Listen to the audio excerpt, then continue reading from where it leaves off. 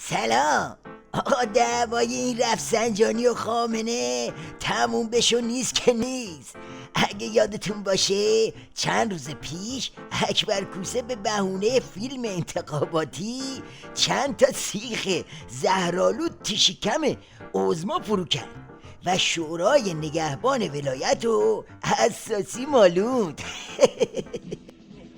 در بعد مردمی اشکالاتی که در انتخابات ها گاهی دیده میشه از لحاظ تبلیغات، از لحاظ تایید صلاحیت ها، رد صلاحیت ها و امثال اینها.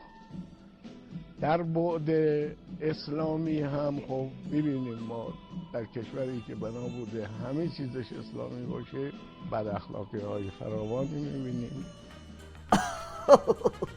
سید علی بافور که خوب میدونه طرف حساب این سیخ و سقلمه های شیخ اکبر کیه، طاقت نیاورد و به صحنه اومد تا هم جواب رفیق 50 سالش بده، هم به نوچه هاش خط بده که آقا بتازید به این فتنه اکبر.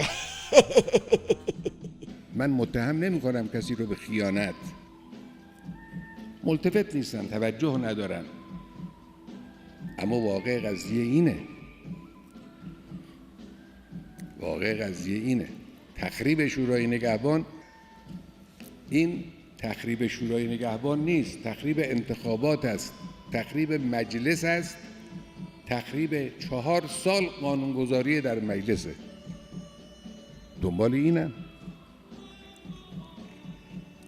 4 سال. ببینید نقشه رو چه زیرکانه میکشن.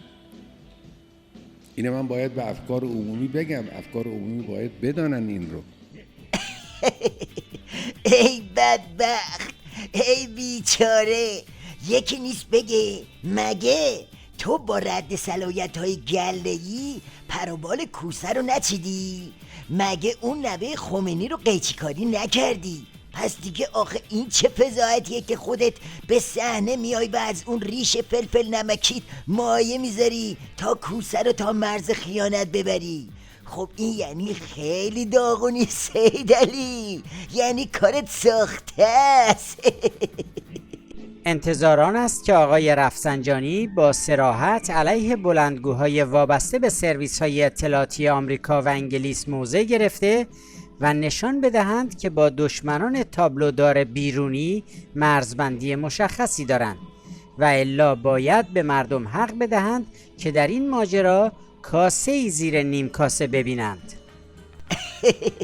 بله، مشکل همینه که ولی فقیه شاخ شکسته همه زورش زد، اما نهایه اکبر کوسه رو نتونست دک کنه. واسه خاطر همین مجبور شد خودش به صحنه بیاد و اینجوری برای زیر زر بردن کوسه و شیخ فری زمین سازی کنه. بعد از اون بود که نوچه‌هاش هم شروع کردن. پاسدار اشتری، سرکرده نیروی انتظامی: کسانی در انتخابات پیش رو اسلحه هستند که روحیه استکبار ستیزی داشته باشند و در مقابل خنده آمریکایی ها خود را نبازند و دچار وادادگی در برابر استکبار نشوند. بله، خامنه بو کشیده که اکبر کوسه ولکن قضیه نیست و میخواد از این انتخابات یه رفراندوم درست کنه و باهاش یه نقشه هایی بکشه تو این مایه ها. باند رفسنجانی در شبکه‌های اجتماعی: چگونه انتخابات مجلس تبدیل به رفراندوم می شود؟ می شود با یک رأی ساده یک پیام خیلی بزرگ داد. اگه همه متحد بشویم تا جنتی و یزدی و مصباح یزدی و علم الهدی و امثالهم برای خبرگان انتخاب نشوند، رأی اول شدن هاشمی در تهران حتی بالاتر از روحانی خیلی معنا دارد. یک تودهنی بزرگ است به تمام آنهایی که توی این چند سال سعی کردند هاشمی را از حکومت اخراج کنند.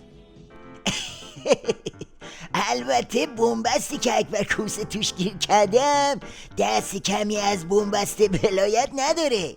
اکبر کوسه از یه طرف میترسه همین چیزایی که دستش هست رو هم از دست بده، از طرف دیگه میترسه زیاد گاز بده و آتیش فتنه ریش که نداره، سیبیل خودش هم دود بده. در هر حال دو طرف اساسی درگیرن، یعنی دارن همدیگه رو تیکه پاره میکنن. بذار بکنن، عالیه، موشکاف دستش تو کاره.